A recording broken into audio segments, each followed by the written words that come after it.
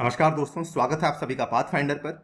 Recently कुछ ऐसी reports सामने आ रही हैं जिसमें यह कहा जा रहा है कि चाइना ने एक इफेक्टिव सेकंड स्ट्राइक कैपेबिलिटी को डेवलप कर लिया है। और बड़ी बात और बड़ी चिंता की बात इसमें बेसिकली ये है कि इस कैपेबिलिटी को चाइना ने डेवलप किया है वो भी अनऑफिशियली, यानी कि जो भी डिटेल्स यहाँ पे चाइना के द्वारा डेवलप करी गई हैं उसकी डिटेल्स ये दुनिया के साथ शेयर करने के लिए इनकार कर रही हैं। आप यहाँ पे देख सकते हैं, आपके सामने आर्टिकल है एशिया टाइम्स का, US China in a new no rules nuclear race. इसी के बारे में आपके साथ हम डिस्कस करने वाले हैं कि why this is worrisome, second strike capability क्या होती है, इसका न्यूक्लियर ट्रायड के साथ क्या रिलेशन होता है, इन सभी चीजों के बारे में दोस्तों बात करी जाएगी। चलिए स्टार्ट करते हैं। यदि आप लोग इस लेक्चर की पीडीएफ को डाउनलोड करना चाहते हैं तो यहाँ पर दिए गए टेलीग्राम चैनल से कर सकते हैं। ऑल्सो इंस्टाग्राम और ट्विटर और अनअकैडमी की ऐप पे आप मुझे फॉलो कर सकते हैं इस पर्टिकुलर हैंडल के माध्यम से।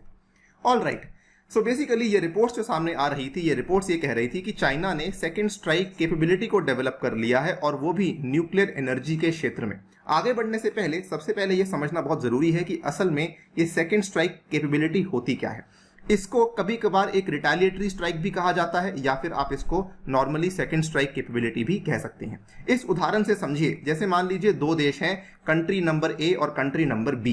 कंट्री नंबर ए ने कंट्री बी के ऊपर अटैक किया, लेकिन जो ये अटैक था ये बेसिकली एक न्यूक्लियर अटैक था। अब कंट्री बी ने इस अटैक को सरवाइव कर लिया और बदले में उसने भी कंट्री ए के ऊपर एक न्यूक्लियर अटैक जो है वो लॉन्च कर दिया है। तो ये वाली अगर आपकी फर्स्ट स्ट्राइक थी तो ये वाली आपकी बन जाती है सेकंड स्ट्राइक, यानी कि कंट्री बी के पास अब सेकंड स्ट्राइक कैपेबिलिटी आ चुकी है क्योंकि उसने कंट्री ए से एक स्ट्राइक सहने के बावजूद भी अपने अटैक को लॉन्च करने में वो सक्षम रही, अपने अटैक को लॉन्च करने में वो कामयाब रही। तो इसी को न्यूक्लियर स्ट्रैटेजी में कहा जाता है it is a retaliatory strike, it is a country's assured ability to respond to a nuclear attack with powerful retaliation against the attacker. और रिटेलिएशन भी दोस्तों आपकी न्यूक्लियर ही होती है। इसी चीज को कहा जाता है सेकंड स्ट्राइक कैपेबिलिटी।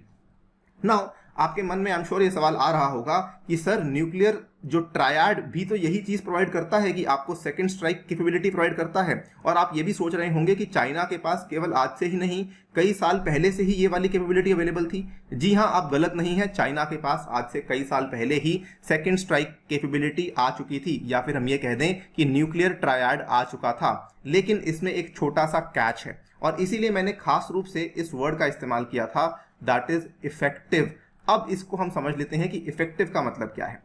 देखिए, क्रूशियल गोल क्या होता है in maintaining a second strike capability. इसका मतलब यही है कि आपने फर्स्ट स्ट्राइक वाले अटैक में इस तरीके से अपनी कंट्री को तैयार किया हुआ है कि आपकी कंट्री का जो न्यूक्लियर आर्सेनल है वो खत्म नहीं हुआ है। यानी कि अब यहाँ पे कंट्री नंबर ए ने जब बी को अटैक किया था तो अटैक केवल ऐसी जगह पे हुआ हो कि बी का जो न्यूक्लियर आर्सेनल है, जो उनका न्यूक्लियर उनके पास बॉम्ब्स अवेलेबल है या फिर जो भी उनके पास न्यूक्लियर वेपन्स अवेलेबल हैं वो यहाँ पे ध्वस्त नहीं हुए हैं। तभी जाकर हम ये कह सकते हैं कि इस कंट्री के पास सेकंड स्ट्राइक कैपेबिलिटी अवेलेबल होगी। Right now, in this manner a country can carry out nuclear retaliation even after absorbing a nuclear attack, यानी कि even though उसके ऊपर अटैक हो जाए उसके बावजूद भी वो रिटेलिएट कर सकती है। अब यहाँ पर क्या हुआ है कि ये सारी की सारी जो कैपेबिलिटीज हैं दुनिया में मेनली कंट्रीज ने डेवलप करी हैं using something called as a nuclear triad. Nuclear triad क्या होता है? न्यूक्लियर ट्रायड बेसिकली एक कंट्री की क्षमता होती है कि वो चाहे तो हवाई हमला कर सकती है, वो चाहे तो जमीन से हमला कर सकती है और वो चाहे तो समुद्र से हमला कर सकती है। और कैसा हमला?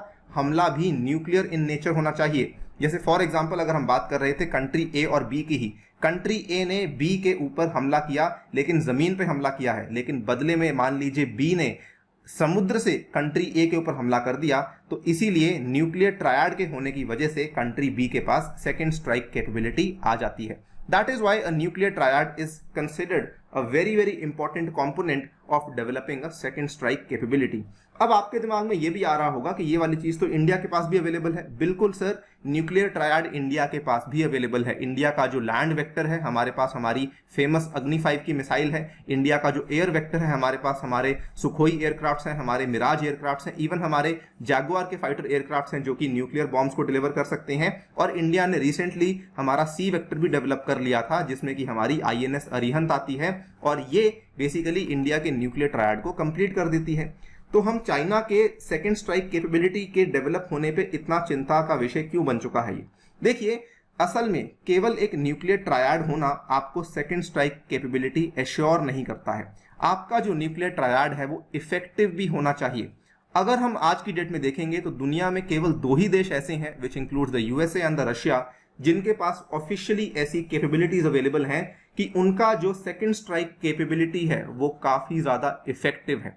आपके सामने ये वाले आप इस पर्टिकुलर चार्ट को देखिए, लोई इंस्टीट्यूट के द्वारा ये पर्टिकुलर चार्ट को बनाया गया है। लोई इंस्टीट्यूट काफी फेमस इंस्टीट्यूट है दुनिया में, जो कि एशिया पावर इंडेक्स को भी रिलीज करता है। इसने यहां पर बताया है कि दुनिया की जो टॉप 4 कंट्रीज हैं जिनके पास सेकंड स्ट्राइक कैपेबिलिटीज हैं, वो यहाँ पे एक यूएसए है, दूसरा रशिया है, तीसरा चाइना है और चौथा इंडिया है।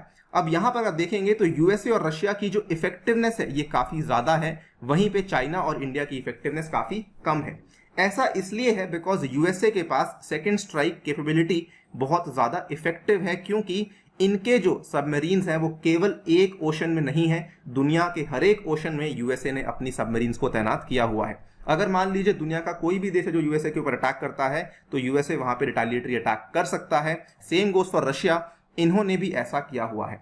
इनफैक्ट अगर आप देखेंगे यूएसए और रशिया के पास अगर इतनी क्षमताएं हैं तो यूएसए और रशिया ने इस पूरी की पूरी क्षमता को डेवलप करने में काफी साल लिए हैं। ये पूरा का पूरा जो आपका कोल्ड वॉर का टाइम था, उस पूरे के पूरे टाइम में दोनों बड़े देशों ने अपनी पूरी की पूरी जो आर्सेनल थी उसको डेवलप किया था। और इतना ही नहीं, इन्होंने रूल्स ऑफ एंगेजमेंट को भी डिफाइन कर दिया था कि कब हम इस्तेमाल करने वाले हैं, किन किन केसेस में इन चीजों का इस्तेमाल किया जाएगा। इतना ही नहीं, जब कोल्ड वॉर समाप्त हुई थी 1991 में, तो दोनों देशों ने मिलकर के एक फ्रेमवर्क को भी साइन किया था जिसका नाम था स्ट्रैटेजिक आर्म्स रिडक्शन ट्रीटी, जिसके चलते दोनों साइड्स ने अपनी स्ट्रैटेजिक डिलीवरी व्हीकल्स और वॉरहेड्स को भी लिमिट कर दिया था, जो कि न्यूक्लियर वेपन से बनते हैं, कि हमारे पास इतने स्ट्रैटेजिक डिलीवरी वेपन्स होने चाहिए, इतने हमारे पास वॉरहेड्स होने चाहिए। दोनों देशों ने इस पूरी की पूरी संख्या को ओपनली बता दिया था पूरी दुनिया को। इनफैक्ट ये वाली स्टार्ट ट्रीटी जब समाप्त हुई तो इसको रिन्यू भी करवाया गया था। एक न्यू स्टार्ट ट्रीटी सामने आई थी 2011 में, इसको जो है एनफोर्स करवा दिया गया था। आज की डेट में दोनों देशों के बीच में पूरा का पूरा समझौता है इस चीज को लेकर कि अगर न्यूक्लियर वेपन्स बना रहे हैं तो न्यू स्टार्ट ट्रीटी के तहत वो वाले वेपन्स लाए जाएंगे। इनफैक्ट अगर आप देखें, न्यू स्टार्ट ट्रीटी रिसेंटली सुर्खियों में थी, आपके सामने है, फरवरी 4 2021 की खबर है। ये वाली न्यू स्टार्ट ट्रीटी असल में 2021 फरवरी में एक्सपायर होने वाली थी और इस चीज को फिर से एक्सटेंड करवा दिया गया है अगले आने वाले 5 साल के लिए। नाउ इवन दो दोनों देशों के पास काफी अच्छी कैपेसिटी है न्यूक्लियर वेपन्स की, न्यूक्लियर आर्सेनल की, लेकिन अच्छी बात क्या है कि दोनों देशों में एटलीस्ट बातचीत होती है कि हमारे पास इतने वेपन्स हैं, आपके पास इतने वेपन्स हैं। नाउ इसमें अगर आप देखेंगे आने वाले महीने में जून 15-16 की बात है, जब दोनों के दोनों देशों के जो हेड्स हैं वो मिलने वाले हैं और इसी चीज को लेकर बातचीत होने वाली है जिनीवा में, जब पहला सम्मेलन होगा, जब जो बाइडेन और रशिया के पुतिन आपस में बातचीत करेंगे, डिस्कस करेंगे स्ट्रैटेजिक न्यूक्लियर स्टेबिलिटी के बारे में, right. This is very very important कि इवन दो आपके पास न्यूक्लियर वेपन्स अवेलेबल हैं, लेकिन अगर आप उस चीज को लेकर बातचीत कर रहे हैं, विच इज फाइन।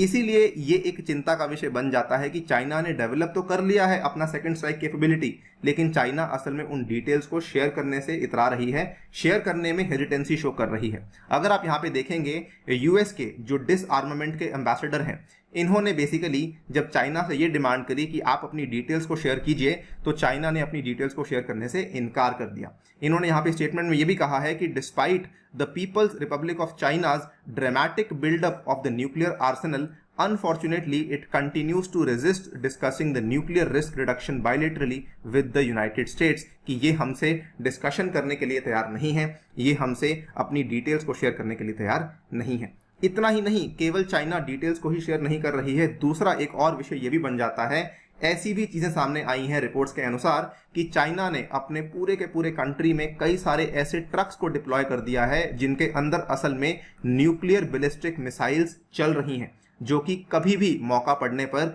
अटैक कर सकती हैं। ये चाइना का एक तरीका है अपने न्यूक्लियर आर्सेनल को डाइवर्सिफाई करने का, अपने न्यूक्लियर आर्सेनल को बढ़ाने का। Given their number and the size of the country, some of them would survive the first strike and they could launch their missiles at a possible first attacker। और इसी को तो हमने कहा था कि चाइना के पास एक इफेक्टिव सेकंड स्ट्राइक कैपेबिलिटी बन चुकी है।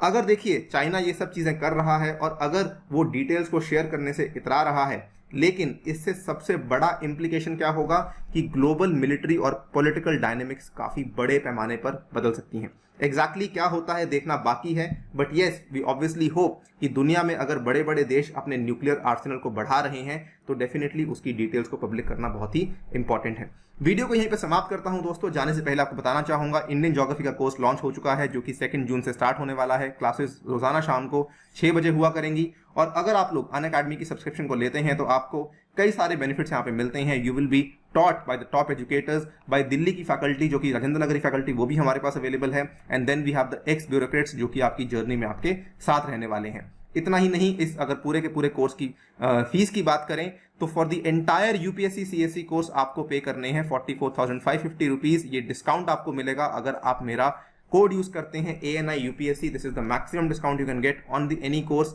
एंड इतना ही नहीं, यहाँ पर आप देखें ये जो कॉस्ट आती है this is 120 rupees per day, जो कि मेरे हिसाब से बहुत कम है अगर आप लोग यूपीएससी का सपना यहाँ पर देख रहे हैं। इसके अलावा कॉम्बैट में हिस्सा ले सकते हैं on the coming Sunday and toppers can get attractive scholarships from Unacademy. With that I take your leave. Thank you for listening. Stay tuned and stay safe.